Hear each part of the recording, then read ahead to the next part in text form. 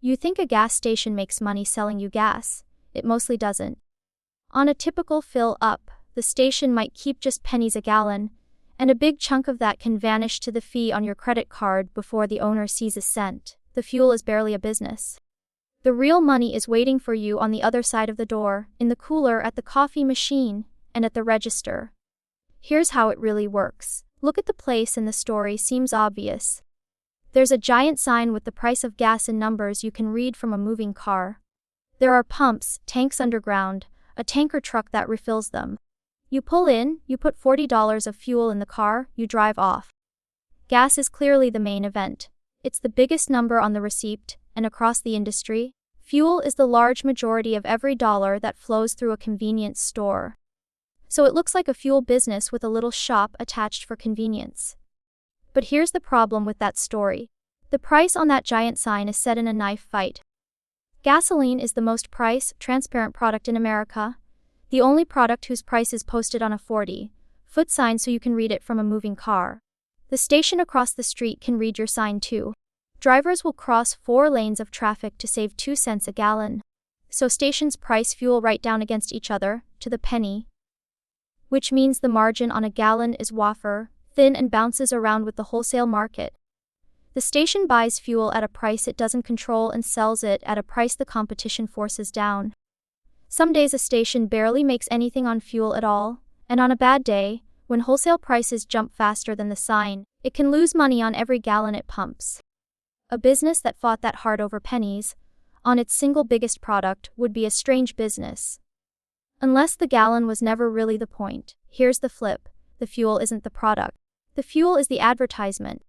The industry's own data tells the story plainly across U.S. convenience stores. Fuel is the majority of revenue but only a minority of profit, while the merchandise and food inside, a much smaller slice of revenue, throw off the majority of the gross profit.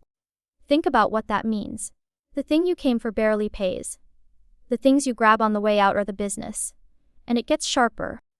On fuel, the station pays a credit card processing fee on the entire amount at the pump, including the taxes baked into the price.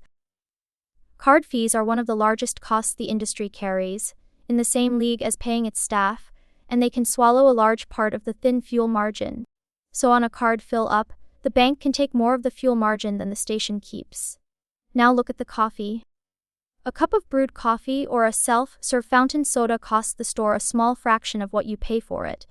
A bottle of water, a candy bar, a bag of chips, a pack of cigarettes. Every one of those carries a margin many times richer than the gallon of gas that lured you in. Now watch how the whole layout is built around this. The pump and the store are one machine. The cheap, visible gas price drags you off the road. That's the only job the sign has. Once your car is parked and the tank is filling, you have 2 or 3 idle minutes and a door a few steps away. A huge share of fuel customers walk inside. And inside, everything is arranged to turn a fuel stop into a food and drink stop, the coffee and the fountain machine near the entrance. The cold drinks at the back, so you walk past the snacks, the impulse items stacked at the register. The customer who came for a commodity, gasoline, the most price-shopped product in America, buys a coffee and a sandwich at margins the fuel could never touch.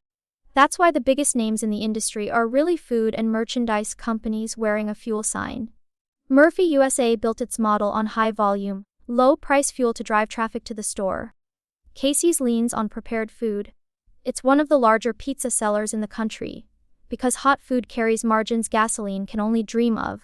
And it's why so many stations have quietly turned into kitchens, roller grills, fresh coffee programs, breakfast sandwiches, fountain machines with 20 flavors. The food is the part with the margin, so the food is the part that keeps growing. There's even a reason tobacco still sits behind every register.